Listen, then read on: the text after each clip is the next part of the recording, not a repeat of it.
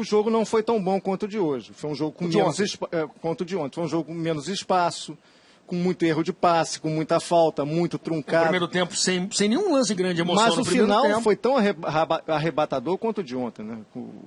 Um jogo imprevisível, muito tenso, muito nervoso. Teve adrenalina da decisão. Eu acho que não faltou adrenalina da decisão aqui hoje no Engenhão mais uma vez. Eu acho que não foi um bom jogo, mas houve um imponderável, houve toda a dramaticidade no fim. Vamos fazer o seguinte então, Led, vamos trazer agora aqui no Sport TV News os melhores momentos. Vamos lá. Vamos analisar o jogo. Primeiro tempo meio morno.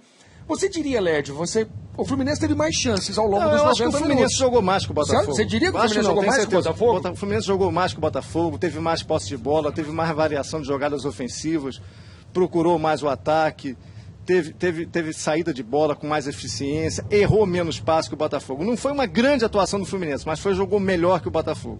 Nós estamos vendo os melhores momentos do jogo, um para o Botafogo, um para o Fluminense nos 90 minutos. Especialmente no segundo tempo, estamos trazendo lances do primeiro tempo e você está vendo. Thiago Neves cabeceou para fora, o Fred cabeceou uma bola para fora. Tivemos mais lances perigosos a favor do Fluminense. O Cavalieri não fez. Se bem que o Jefferson também não fez nenhuma defesa, mas o Cavalieri não fez. As poucas jogadas ofensivas que conseguiam ser encaixadas saíam pelo lado do Fluminense. O Botafogo tentava jogar, mas errava passe demais, errava mais que o Fluminense. Você viu o chute do Andrezinho, que passou perto, um chute perigoso. E o Botafogo basicamente ficou nisso no primeiro tempo. Teve uma subida do Elkson Andrezinho no segundo tempo, que se sustentou ainda no início do segundo tempo, mas depois o Fluminense voltou a ter o domínio do jogo. No segundo tempo, o Fluminense tentou imprensar o Botafogo, e aí a proposta do Botafogo me pareceu muito clara. Me pareceu o seguinte: vou me defender para achar um contra-ataque. E achou né? Que acabou quase sendo decisivo. Fred cabeceou para fora, as chances eram do Fluminense. Esse lance foi muito interessante, né? Que o Thiago Neves bate o córner de forma apressada, com muita esperteza, e pega a defesa do Botafogo absolutamente desorganizada. Quem sobe com o Fred é o Marcelo Matos. Jefferson fez essa defesaça que a gente viu. Na cabeçada do Thiago Neves. Então o Fluminense era melhor quando saiu o gol do Botafogo? O Fluminense foi melhor que o Botafogo no jogo. Não foi uma superioridade contundente, mas foi sempre melhor, foi sempre mais agudo, foi sempre mais presente. A arbitragem entendeu que Leandro Eusébio dava a condição para o Herrera tocou para Elkson, 1-0 para o Botafogo. No contra-ataque o Botafogo No único contra-ataque que o Botafogo teve no jogo, uma bola esticada pelo Lucas. Normalmente é o Lucas que recebe a bola, dessa vez ele fez o passe, o Herrera não se afobou e veio o gol do Elkson. E o Elkson e o Louco Abreu fechavam, se passa pelo Elkson, chega no Louco Abreu também. O Botafogo faz 1-0. O Abel coloca o He-Man, bota o Fluminense no ataque, totalmente no ataque. O Fluminense vem para pressão.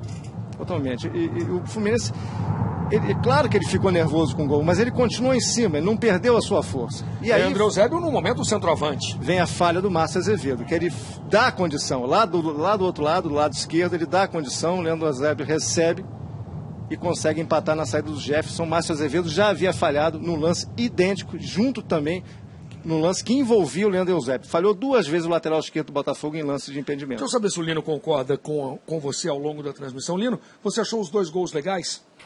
Eu acho que o gol do Botafogo dá pra gente discutir um pouquinho mais, dá pra gente olhar com um pouco mais de calma. Me pareceu um impedimento, mas é um lance pra gente olhar com calma. O gol do Fluminense foi absolutamente legal. Márcio Azevedo dá condições do outro lado. Márcio Azevedo fez um tremendo campeonato carioca até agora, né? Aí conseguiu num lance, numa movimentação, numa saída, cair em desgraça. É claro que a gente não vai jogar fora o que ele fez até agora. Mas o primeiro gol, e a gente vai rever o lance, dar uma olhada para tentar ver se houve posicionamento de impedimento ou não. Na arrancada, é difícil, né, Led? É bem difícil, né, Luiz? Eu acho que o Leandro Eusébio dá condição, tá na mesma linha, lá no meio, na risca do meio. Aquele do meio lá, o pé dele, como diria o Gaciba, se você traçar uma linha pelo pé do jogador... Pois é. Aí você vai acabar achando a condição legal dele. Tô começando a fechar com o Led, lá pelo meio, né? Carlinhos pediu impedimento, parou, o Leandro Eusébio estava ali no meio, também parou, levantando o braço. A impressão que me deu é que o Leandro Eusébio é quem dava condição na jogada, mas não é um lance fácil, não. 1-0 para o Botafogo, gol de Elkson, e depois o empate do Fluminense. Vamos para os pênaltis então, Lédio? Vamos para os pênaltis. Eu gosto, Lino, eu acho o seguinte, pênalti tem uma coisa muito legal para o goleiro, né? Porque como não tem frango em cobrança de pênalti, o cara que pega 1 ou 2 se consagra. Sim. E chamou a atenção que os treinadores usaram os jogadores mais experientes. A gente falava, eu só não conheço o Anderson, zagueiro, batendo pênalti pro Fluminense, era a última cobrança, e o Lucas pelo Botafogo, era o jogador menos experiente. Agora o futebol é traiçoeiro. O Jean foi o melhor cobrador de pênaltis nos treinos, e errou. E bate mal, né? Você viu o desconcerto do Abel. Estamos trazendo para você a definição do segundo finalista da Taça Guanabara aqui no Sport TV News. O Fluminense eliminou o Botafogo nos pênaltis e brilhou a estrela de Diego Cavalieri. O Lucas bateu mal. Não dá para dizer que ele sentiu a decisão por pênaltis, é um bom jogador, mas não funcionou. He-Man com uma ótima cobrança. Normalmente bate muito bem o He-Man. Renato também com muita categoria.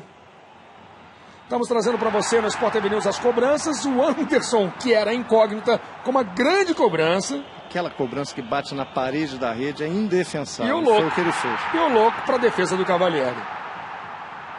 Tem um detalhe, Lino, eu falei durante a cobrança. Num jogo, durante os 90 minutos, o Cavalieri uma vez pegou um pênalti batido pelo Louco Abreu com cavadinha. O Cavalieri ficou parado no meio do gol, fez a defesa de pênalti talvez mais fácil da carreira dele. A bola veio na mão do Cavalieri. Dessa vez, nesse duelo, será que o Louco se lembrou desse momento? Eu acho que ele quis mudar. Ele quis mudar até porque o Diego Cavalieri, como você disse, já conhece esse aspecto do Louco Abreu. Ele quis inverter, ele não está numa boa fase técnica. Né? Fisicamente também não está muito bem. Isso aí pode ter pesado no final nas cobranças. Ô, Lédio, não bateu bem. Diga, Lino. Se o Louco Abreu bate no meio, o Cavalieri pega. Se ele bate em... Porque o Louco Abreu, o Cavalieri só saiu depois que o Louco Abreu definiu. Cobrança, é. Se o Louco Abreu bate bem no cantinho, o Cavalieri não chega. Não tinha como chegar. É que o Louco Abreu bateu mal. Bateu mal. Ele esperou. O momento dele não é bom. Eu até conversava com o Luiz antes das cobranças. Evidentemente que pênalti não é loteria. Mas pesa, além do lado psicológico, o lado físico e o lado técnico, óbvio. Mas o lado físico pesa muito. E o Louco não está num bom momento físico.